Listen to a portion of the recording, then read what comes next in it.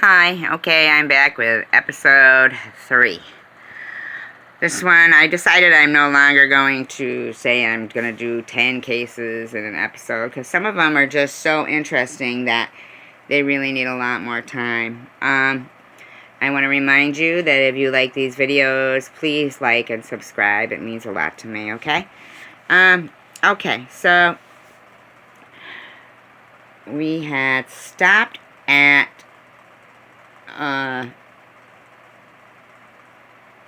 Jamillis Hall in Florida. So now we are at Neil Seifert. He's 40 years old, white, in Massachusetts.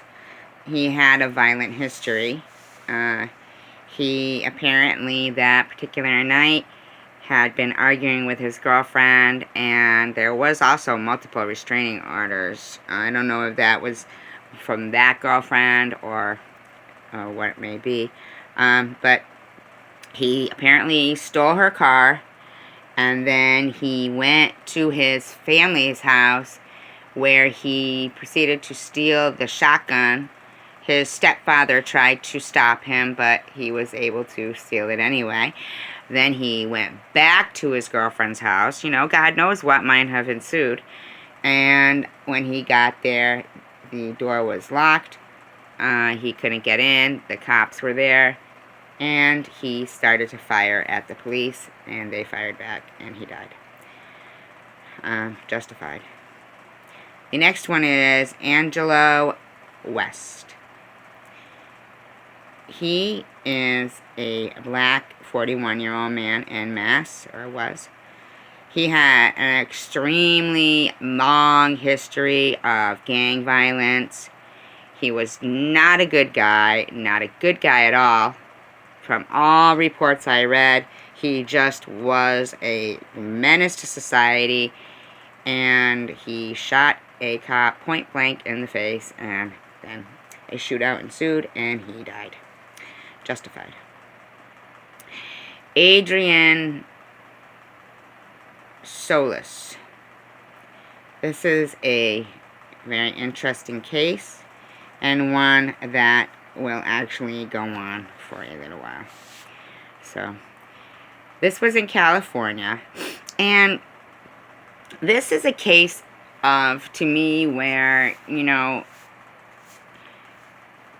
I'm not a big cop fan, but I do think that they tried to do their best regarding this.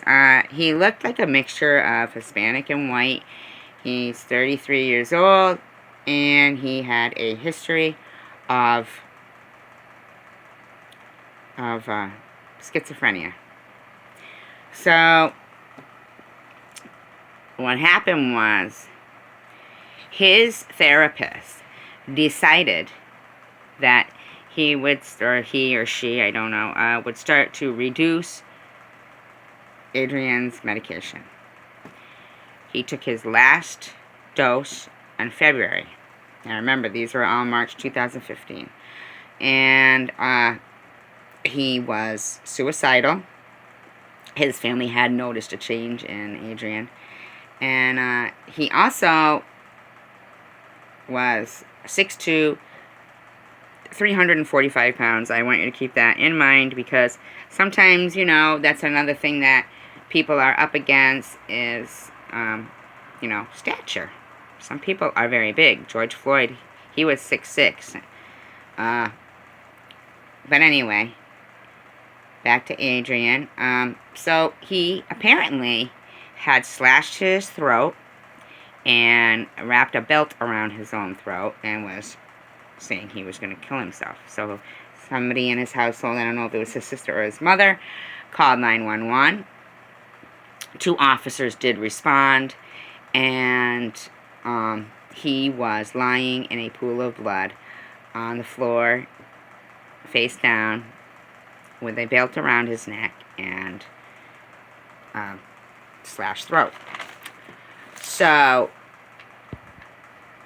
what happened was that one of the officers sat down next to Adrian, trying to calm him and console him while the ambulance was on the way. So when sirens were heard, the other officer went outside to flag them down. As the EMT and the other officer approached the kitchen door into the house, they hear yelling, and the officer that was inside trying to, calm Mr. Salas was running out of the house because this 345-pound man, who they say just had a glazed look in his eyes, like he wasn't even looking at anybody, he was just grunting and seeing right through them, had both knives. His sister apparently had placed the knives that he had earlier on the sink, and so he grabbed them and was pursuing the officer. He chased him out of the house, and then he, according to an eyewitness, if he was trying to get away from the cops, he could have ran away from the cops.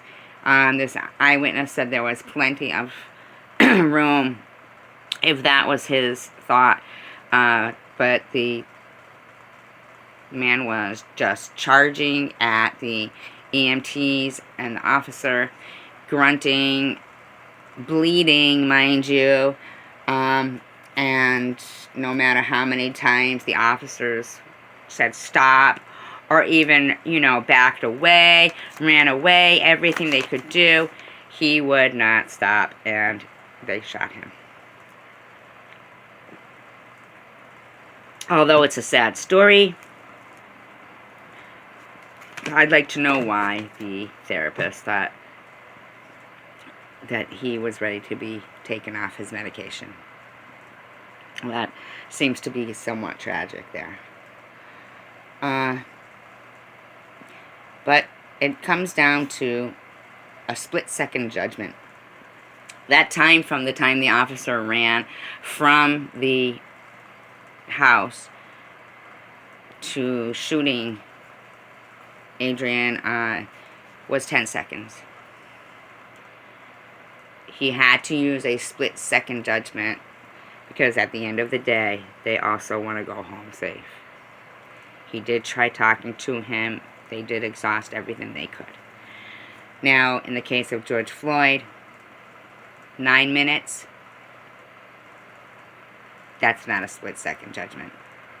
That's just somebody who is a control freak and evidently has some kind of a mental issue in their head and has let something, go to his head and just should not be allowed to have that kind of authority.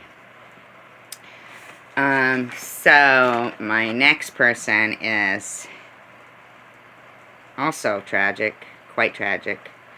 So I'm going to save that one for my next video, which will be coming up very shortly.